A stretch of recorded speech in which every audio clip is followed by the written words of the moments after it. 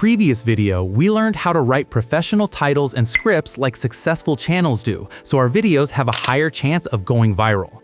Now we're almost at the practical stage, the actual content creation process. The very first step in this stage is voice. In channels that use AI to create content, the voice is the most important element, because when there's no face on screen, the voice is what determines whether the viewer keeps watching or clicks away. Even if your content is high quality and well edited, if the voice isn't good, the video simply won't perform well.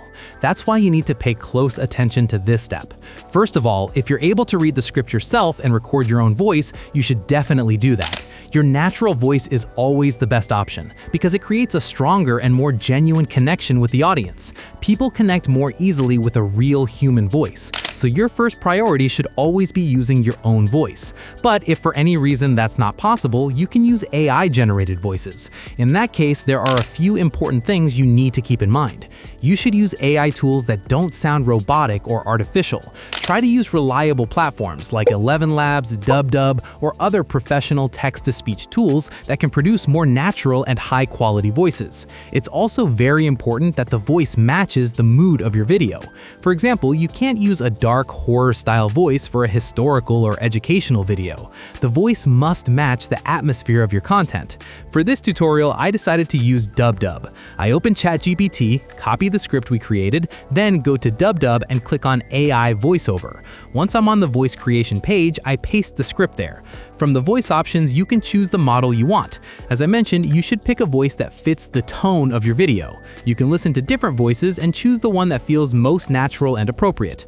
Personally, I choose the Josh voice because I find it fits this type of content best. From the top menu, you can also customize the voice, adjust the speed, or add pauses between sentences. Once everything looks good, you click Generate to create the audio. After that, you can easily download the final voice file in any format you want. I recommend MP3. Now that our voice is ready, we can move on to the next step, creating the visuals. In this section, I want to show you a method that allows you to recreate almost any image you see and easily extract the exact prompt used to generate it. For example, I go to the Presence Path channel and open one of their videos. I pause the video on a specific frame and take a screenshot using the Windows snipping tool. Then I go to the image prompt website and upload that screenshot. After that, I click on Generate Prompt, and instantly the prompt used to create that image is generated for me. Using this prompt, you can easily recreate similar images with any text-to-image tool like Whisk. Now, for creating images that match our own script, I've prepared a ready-made prompt that I placed inside a document in the video description. You just need to open that file, copy the prompt, and paste it into ChatGPT. At the end of that prompt, there's a specific section where you insert the part of your script you want to turn into an image. For example, we go back to the script, copy a specific part, paste it into the designated section, and press Enter. Instantly, ChatGPT generates a custom image prompt for that exact scene. Then all you need to do is copy that prompt and paste it into the Whisk AI image generator and click Generate. After a few moments, professional quality images are created for you. You can repeat this process for every part of your script and generate high-quality visuals throughout your video. You can also change the artistic style if you want, for example, creating realistic images or going for a classic painted look. My recommendation is always to develop a unique visual identity for your channel and avoid copying others. Having a distinct visual style is one of the most important factors in building a successful content brand. Now that that's done, it's time to move on to the next step. Editing. For editing, you can use any software you're comfortable with, such as Premiere or Filmora.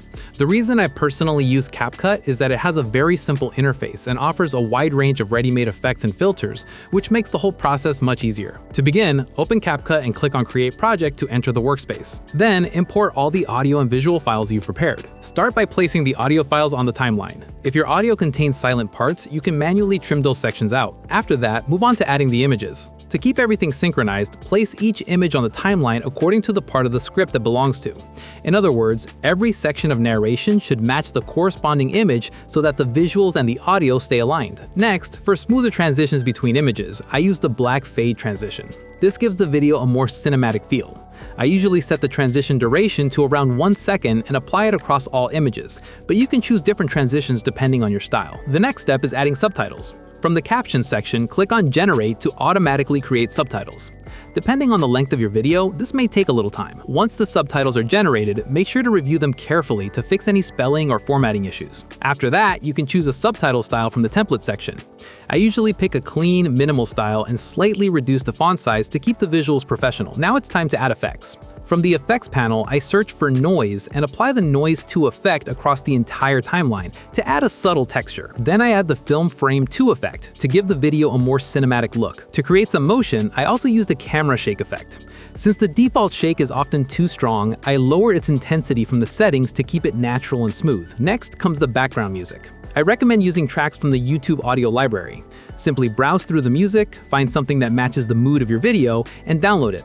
Then import it into CapCut, place it on the timeline, trim any extra parts, and lower the volume so it doesn't overpower the narration. Finally, once everything is in place, you can export the video at the highest quality. That completes the entire process. In the next steps, we'll move on to more advanced projects. And if this tutorial receives good feedback, we'll dive even deeper into more specialized techniques. If you found this video helpful, don't forget to like it, subscribe to the channel, and watch the full playlist from the beginning because it contains a lot of valuable and practical information. You wake up every morning with everything you thought would make you happy. A steady job, friends who like you, even the small luxuries you've been told are the markers of a good life. And yet somewhere deep inside, there's this gnawing emptiness, this silent whisper telling you that none of it feels real. None of it touches the part of you that truly matters. You've been chasing happiness, but every step forward feels like walking through fog. And what if I told you that this isn't your fault? That the reason you feel this void, this inexplicable dissatisfaction, is rooted in an ancient principle, one that has guided sages, monks, and philosophers for centuries, and yet has been almost entirely forgotten in the modern world. That principle is called mu in Zen philosophy, often translated as emptiness or nothingness. But its meaning is far richer, far more alive than any simple translation could capture. And today, if you can stay with me, you will begin to see why this ancient idea explains your modern malaise, and more importantly, how understanding it could completely transform the way you experience life. Imagine a man named Hiroshi. Hiroshi has everything society tells us we need: a successful career, a home in a bustling city, friends who respect him, and enough money to travel when he wants. On paper, he should feel fulfilled. Yet each night, as he lies in bed, staring at the ceiling, he feels the same emptiness he's felt since his early 20s. He tries to distract himself, long hours at work, scrolling endlessly on his phone, meaningless social interactions. But the feeling doesn't go away. One day, on a whim, he visits a small, ancient temple in the outskirts of Kyoto. There he meets a monk who doesn't ask him what he wants to achieve or what he desires. Instead, the monk asks him a single question: why do you cling to what is not yours? At first, Hiroshi is confused, but as the monk guides him through days of quiet observation, he begins to notice patterns he never saw before. The constant striving, the subtle fears, the relentless identification with his thoughts, achievements, and the illusions of control. And in that stillness, Hiroshi begins to understand. Emptiness isn't a void to be filled. It's a mirror showing him what he's been mistaking for life.